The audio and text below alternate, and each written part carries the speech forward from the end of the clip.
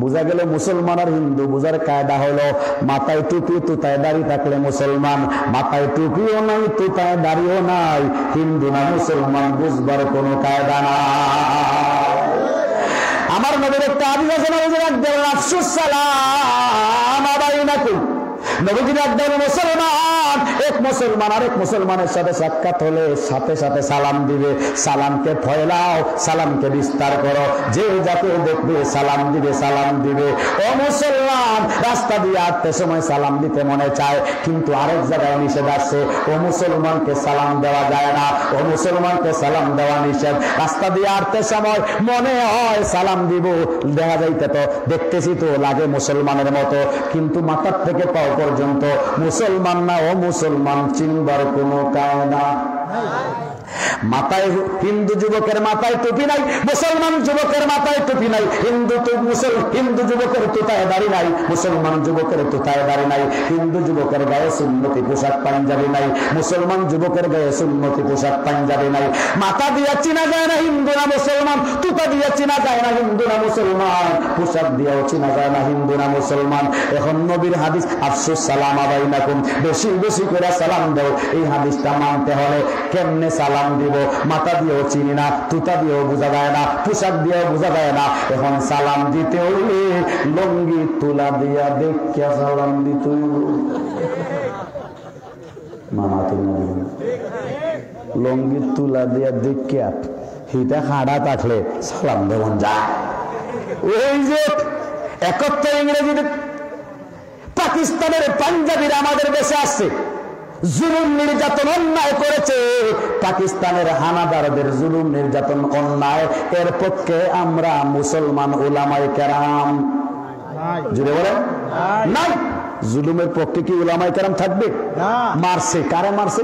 হিন্দু ভাইদেরকে মারছে। আমরা 71 ইংরেজিতে হিন্দু ভাইদের যাদেরকে পাকিস্তানিরা হত্যা করছে তাদের সমবেদনা জানাই, এদেরকে অন্যায়ভাবে হত্যা করা হয়েছে। পাকিস্তানিরা এসে খুঁজতো হিন্দুকে মুসলমানকে, হিন্দু হওয়ার সাথে সাথে পাস বাস পায়, মুসলমান হইলে সালাম দিয়ে যাওয়া। হিন্দুদেরকে মারতো কেন? ওই যে ইন্ডিয়ার থেকে পাকিস্তান ভাগ হয়েছে, ইন্ডিয়ার লোকে যুদ্ধ করে পাকিস্তান ভাগ হয়েছে, ইন্ডিয়ার হিন্দুদের সাথে যুদ্ধ হয়েছে, এখন বাংলাদেশ লইয়া বেজাল, ইন্ডিয়া লইয়া হইতেছে বাংলাদেশ, এবং বাংলাদেশের হিন্দু না মাইরা কমাইলে বাংলাদেশ আমরা থেকে ইন্ডিয়া লইয়া যাইব গা। এই জন্য পাকিস্তানের আইয়া এখানে হিন্দু খুঁজে, হিন্দু ভাইরাই মারে। এখন হিন্দু না মুসলমান বুঝতে কেমনে? টুপি নাই, দাড়ি নাই, পাঞ্জাবি নাই, সবই তো সমান দেখা যায়। কে হিন্দু কে মুসলমান কেমনে করতো? তাহলে জিজ্ঞাসা তুম কোন হ, যে হিন্দু হিন্দু বললে পাস বুঝা লাইছে, হিন্দু কইলে মারে লাই। এখন জিজ্ঞাসা যদি তুম কোন হো, তোমরা কে, সাথে সাথে উত্তর দিয়ে দিব হাম মুসলমান হো। এখন ঢুকে তুম কোন হো, সবাই কয় হাম মুসলমান হো। এখন সব মুসলমান, হিন্দু আর কেউ নাই। স্যার কমান্ডারে ফোন দিয়ে কয় স্যার হিন্দু তো কেউ নাই, সব মুসলমান। কেমনে বুঝলে? জিগেইলি কয় মুসলমান। আরে নিজামাতে সব মুসলমান না, স্যার বুঝবো কেমনে? বলে বুঝার কায়দা হইলো মুসলমান বলার পরে কইবে কালেমা ক। মুসলমান যদি থাকে কালেমা পারবে, হিন্দু থাকলে কালেমা পারবে না। আবার কালেমা যদি পারে তাহলে এমন ভাবে কালেমা কইব যেমন পড়ার সময় বাংলাদেশের নেত্রকোনা তেরাবাদি মারে দেয়। মুসলমানের কালেমা বলে লা ইলাহা ইল্লাল্লাহু মুহাম্মাদুর রাসূলুল্লাহ। হিন্দু বাইরে জিকেন একটু কালেমা কো, হে কালেমা জানলেও কব লা ইলাহা ইল্লাল্লাহ। মামা তো না দেখি ইল্লাল্লাহ তাস খেরাজি কেরে মারলে করে ইল্লাল্লাহ সর্বনাশ। তাড়াতাড়ি ইমাম সাহেব আছে, ইমাম সাহেব কালেমাটা শুদ্ধ করে দেন। সব হিন্দু ভাইরা কালেমা শুদ্ধ করছে, শুদ্ধ করে এখন যখন পাঞ্জাবি জায়গায় এখন শুদ্ধ করে তুম কোন হো, এখন আর মুসলমান করা তুম কোন হো করে কালেমা করা শুরু করে। এখন স্যার সবাই কালেমা ধরে সব মুসলমান না রে। মার্কুরির ইমাম সাহেবের কাছে শিখি নিছে কি করতাম বলে, এখন তারে বা সিলভার সিস্টেম হলো, যদি কালেমা পড়ে পড়ার পরে লঙ্গি তুলা দিয়ে দেখিস,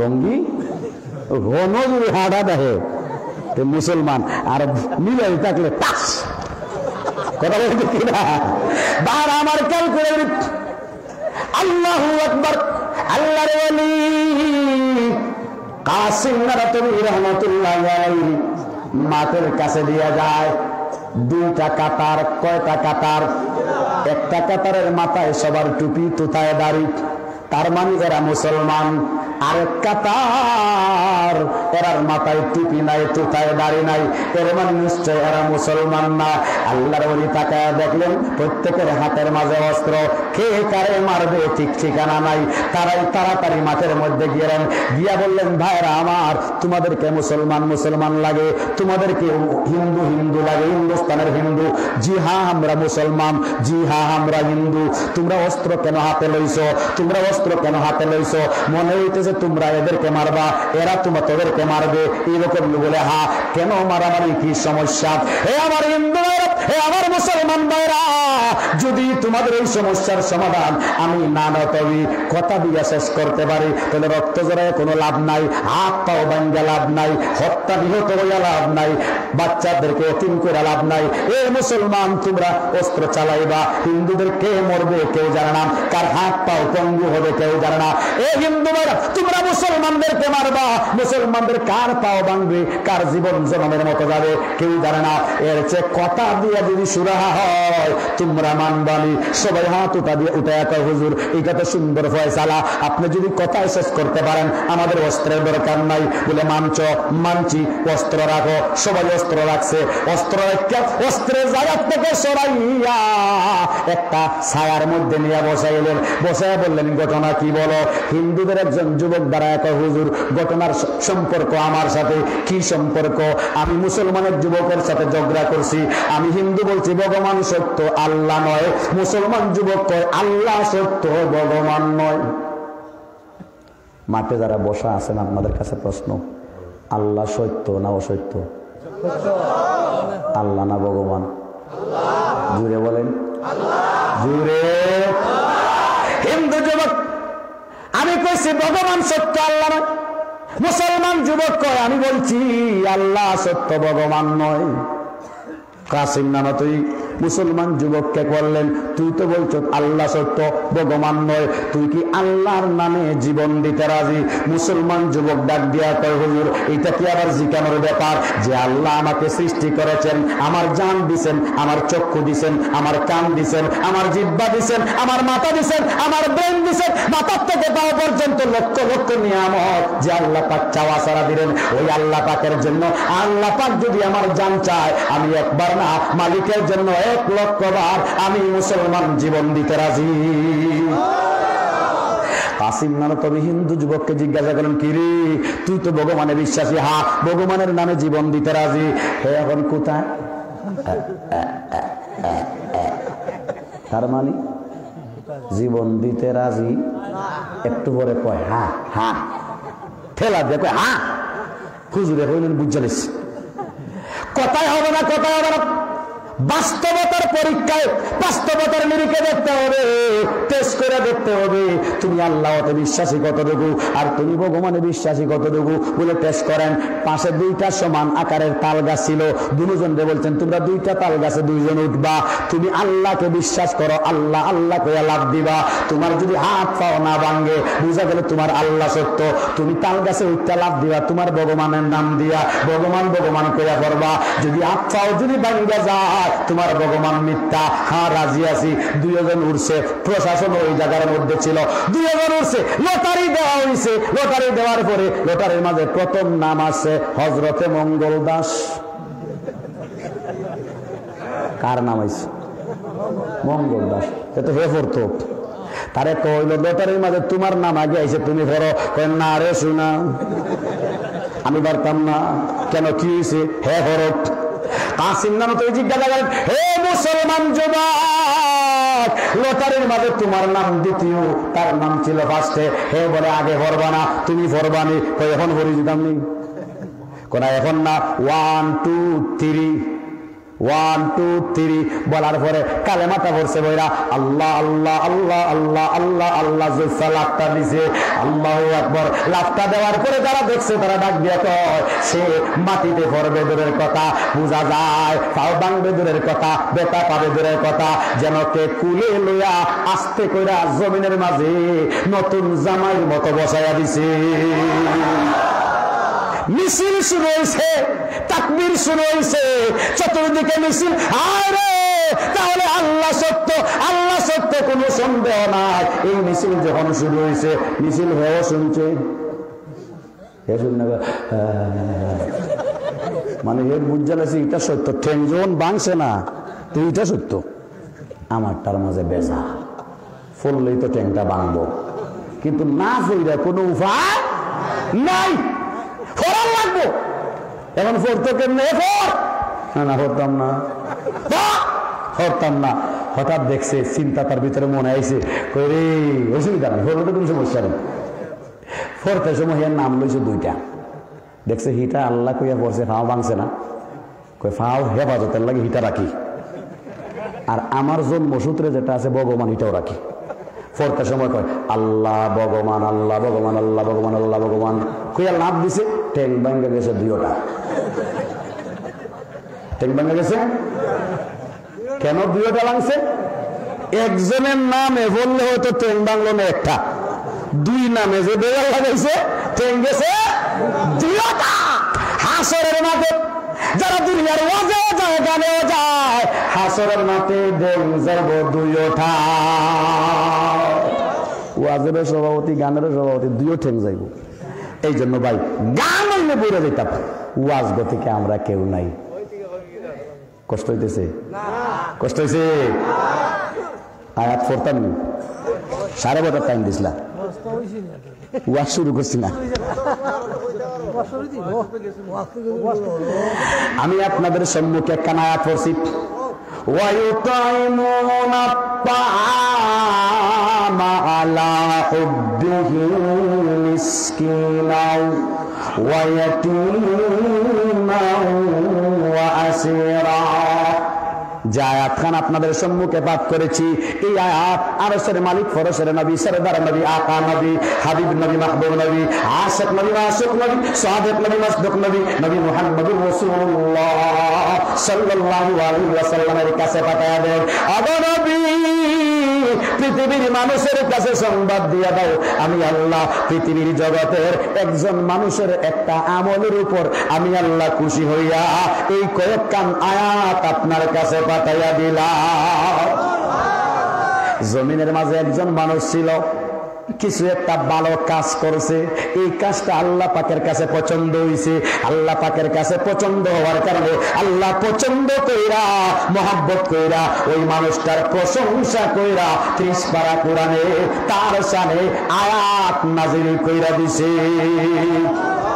যার শানে আয়াত নাজিল হয়েছে উনি এই যুগের লোক না, উনি মারকুলির লোক না, হবিগঞ্জের লোক না, সাল্লার লোক না, উনার বাড়ি বাংলাদেশে না, উনার বাড়ি আরব দেশে, আরব দেশে, আরব দেশের মানুষ মদিনা শরীফে যার বাড়ি, যিনি একজন মহিলা ছিলেন, আবার সাধারণ কোন মহিলা না, দুরজানের সরদার আকা নবী, হাবিব নবী, মাহবুব নবী, আশিক নবী, মাসুক নবী, সাদিক নবী, মাসদুক নবী, নবী মুহাম্মদুর রাসূলুল্লাহ সাল্লাল্লাহু আলাইহি ওয়াসাল্লামের কলিজার টুকরা মেয়ে হযরতে ফাতেমা।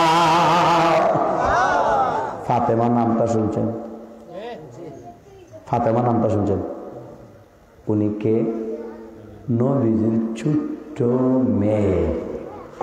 এখানে একটা প্রশ্ন আছে যে আজকে আমরা যত ওয়াজে যাই খালি ফাতেমা শুনি, ফাতেমা ফাতেমা ফাতেমা। নবীর কি আর কোনো মেয়ে নাই?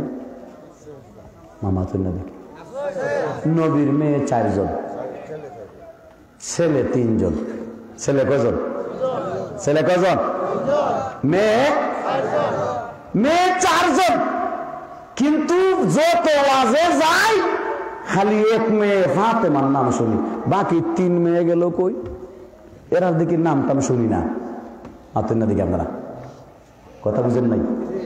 আপনার পরিবারে যদি আপনার যদি মেয়ে 4 জন থাকে, তাহলে 4 জনের নামই বাজারে গেলে 4 জনের নামই কম বেশ আলোচনা হয়, কিন্তু নবীর 4 মেয়ে যত ওয়াজে গেলেন শুনলেন খালি নবীর 1 মেয়ে ফাতেমা শোনা যায়, বাকি 3 মেয়ের নাম শোনা বুঝা যায় মেয়ে নবীর একজনই, আসলে একজন না কয়জন? প্রশ্ন হলো শুধু ফাতেমার নাম আমরা কেন শুনি, বাকি 3 জনের নাম কেন আসে না? উত্তর হলো 2টা, এই উত্তর দেওয়ার সময় হাতে নাই। শুধু ফাতেমার সামনে যে আয়াতটা নাযিল হয়েছে কোন ক্ষেত্রে নাযিল হয়েছে এটার আলোচনা অল্প 10 থেকে 15 মিনিটে আলোচনা শেষ। শুনতে রাজি আছে? শুনতে রাজি আছে? হযরতে ফাতেমা সংসারটা ছিল বড় গরিব, অভাবী সংসার। ফাতেমা রাদিয়াল্লাহু তাআলা আনহার জীবনীটা পড়া দেখেন, কোন মাস নাই যেই মাসের 1 সপ্তাহ গড়ে উপবাস নাই, কোন সপ্তাহ নাই যেই সপ্তাহে 2-3 দিন উপবাস নাই। আল্লাহু আকবার। আলী ছিলেন ওনার স্বামী, আর মজার মজার আলোচনা ছিল, আলোচনা করার সময় নাই। আলী ছিলেন স্বামী, কেমনে স্বামী হইছে? নবীজির চাচা আবু তালিব, আবু তালিবের সন্তান ছিলেন ছেলে 3 জন, মেয়ে তকরিবান 1 জন, 4 সন্তান, স্বামী স্ত্রী মিল্লা 6 জনের পরিবার। আবু তালিব নবীজির আপন চাচা, অভাবী সংসার ছিল, কষ্টের দিন যাইত। একদিন নবীর কাছে এসে বলেন, ভাতিজা তোর আল্লাহ দুনিয়া আখিরাতের বাদশা বানাইছে রে, তোর চাচা আবু তালিব তোর চাচিরে ঠিক মতো খাওয়াইতে পারে না, ভাই বোন রে খাওয়াইতে পারে না, একটু খানি চোখ দিয়ে আমার বাইরে চাইস। অনেক সময় চাচা গরিব বলে ধনী বাতিজারে কয় না, খানি চোখ একটু চাইস। আবু তালিব বলেন, বাতিজা আমার দিকে খানি চোখে চাইস। বাতিজা মুহাম্মদ ডাক দিয়ে বলেন, চাচা এই জমিনে যখন আমার কোন বন্ধু নাই তখন তুমি ছিলে আমার বন্ধু, সবাই সাইরা গেছে, আবু তালিব চাচা আমারে সাইরা যায় না। কাফিরদের কয় গুলি করলে পয়লা আমার উপর পড়বে, তারপরে আমার ভাতিজা মুহাম্মদের উপর পড়বে, আগে আমি মরব তারপরে আমার ভাতিজা। নবীজির খেয়ালে আসছে আমার এই চাচা আমার জন্য জীবন দিতে রাজি ছিলেন, আজকে চাচার গর্বাবি আমি আমার চাচার অন্য কেমনে সারি। আবার দাদা ইন্তেকালের পরে এই চাচাই ওনাকে লালন পালন করেছেন। ভাতিজা চাচাকে ডাক দিয়ে বলেন, চাচা চিন্তার কোনো কারণ নাই, 4টা ভাই বোন আর চাচা চাচি সবাই মিল্লা আমার ঘরে চলে আসেন, বাদশার মতো থাকবেন, আমি আপনার খেদমত করব, আপনার খানা পুরাপুরি কোনো চিন্তা করা লাগবে না, পুরা পরিবারের খেদমত আমি করব। আল্লাহু আকবার। নবীজি যখন প্রস্তাবিত দিয়েছেন, আবু তালিব চাচা শুনে বড় খুশি, আমার ভাতিজা আমার কথার মূল্যায়ন করেছে। আচ্ছা ভাতিজা তোমাকে আগামীকালকে জানাবো কখন আসতেছি, তবে আমি তোমার চাচির সাথে একটু মশওয়ারা করব, সময় সুযোগটা দাও। জি চাচা। রাত্রে গেছেন, মজার একটা খেয়াল, খুব খেয়াল করে শুনেন। রাত্রে গেছেন বাড়িতে, চাচা আর চাচি বসছেন, আবু তালিব স্ত্রীকে নিয়ে বসছেন, কি করা যায় খেয়াল করে শুনেন। চাচা আর চাচি মুসলমান না কাফির? 2 জন কোন? 2 জন কাফির।